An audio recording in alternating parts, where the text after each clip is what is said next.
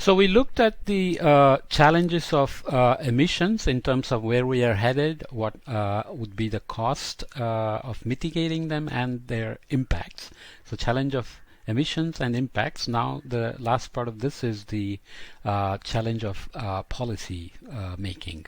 So economic considerations are obviously essential for designing and evaluating the different climate policy options at state level, like California example we looked at, or at a continental level like Europe is doing, versus global level, which is under the UNFCCC negotiations. Okay.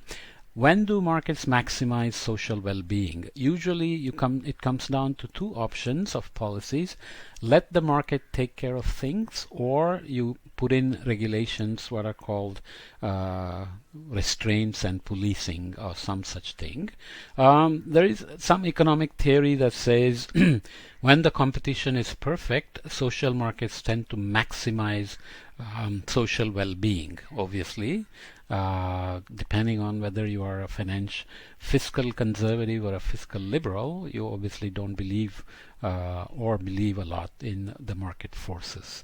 And of course the old argument that it's the capitalism and the market-based economies that brought us all this climate change, so are they the ones that are going to solve it as well? Okay.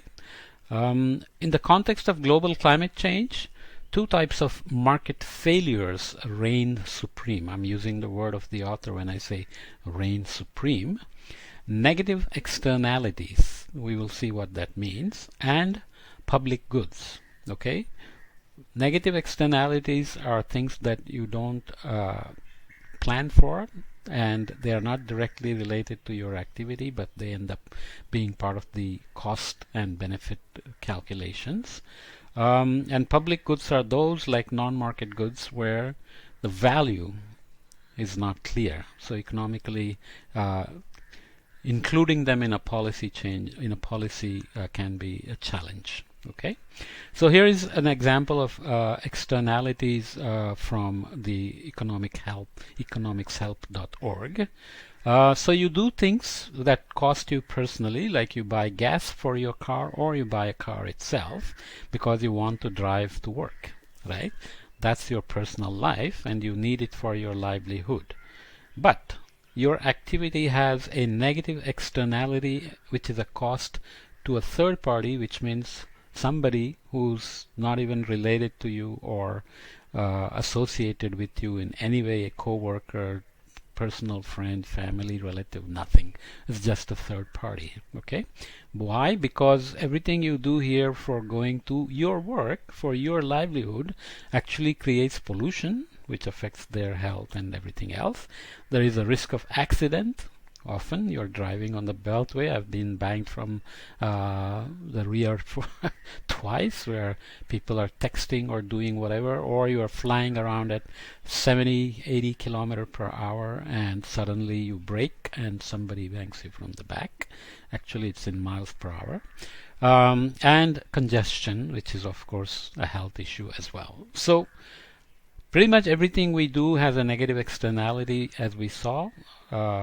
Emissions have gone up in the Kaya identity because there are externalities for increasing per capita GDP, increasing use of technology, and so on and so forth. Okay.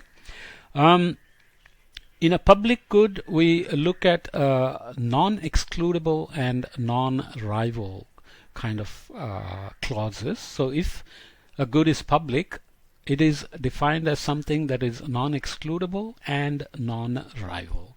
And markets under-provide that good. And in some cases do not provide this good at all. Because the cost-benefit analysis of a public good is that you don't make money out of it unless it is done for publicity and goodwill of the consumers. But in that case, it will be under-provided. Okay, so looking at what we mean by rival, non-rival, excludable, and non-excludable. Private goods are rival, which means if you have it, another person cannot have it. If you buy your clothes, that's for you. food, flowers, and so on. So those are private goods, and they're excludable, so somebody else cannot use them. That's your private goods.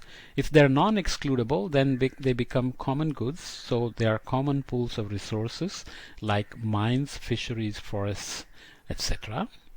And if they're non-rival, then they are like club goods, where there is artificially scarce goods like cable TV, private parks, cinemas, etc. Cinema because you have to pay to get in, private parks because you're not allowed in, cable TV because you have to be a subscriber, you have to be part of that club to receive it. So it's non-rival, and if it is non-excludable, that's if it is excludable. If it is non-excludable and non-rival, then it becomes a public good. So a public good is something non-rival and non-excludable. These are also called collective goods, common goods, and so on, where it is air. We all can breathe. My breathing doesn't prevent you from breathing, hopefully. News, once it's out there, anybody can watch it.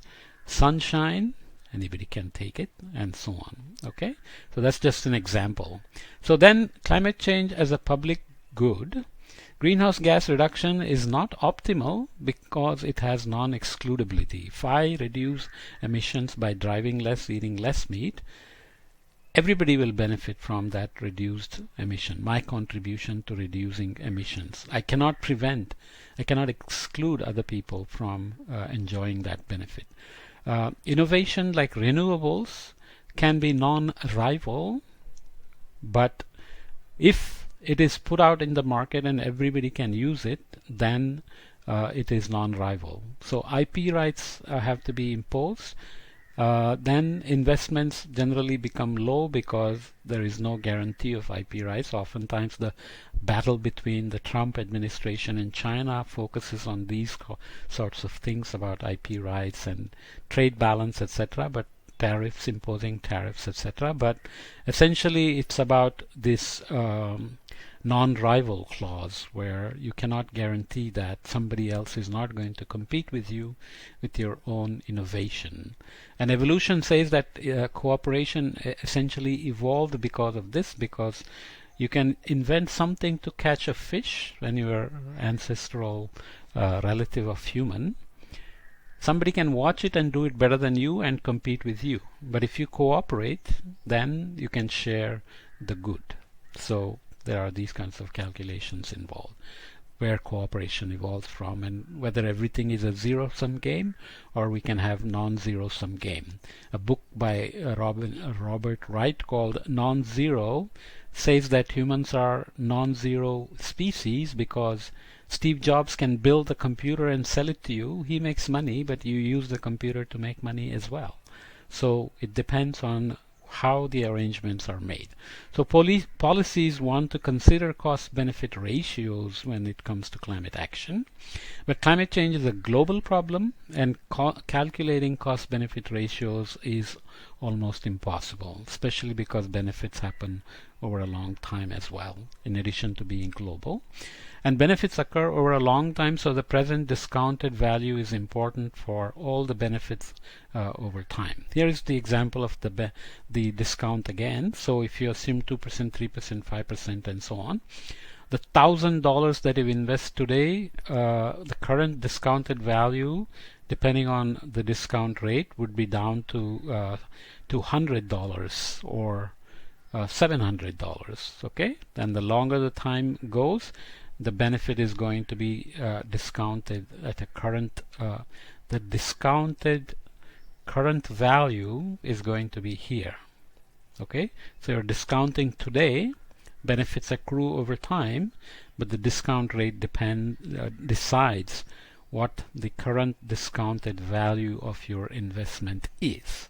So this time over which benefit accrues is critical for considerations of policies that mandate current investments. As I mentioned before, a big dam building will cost hundreds of billions of dollars today. The benefits accrue over time. It's the same for the roads and everything. We'll see some examples later on.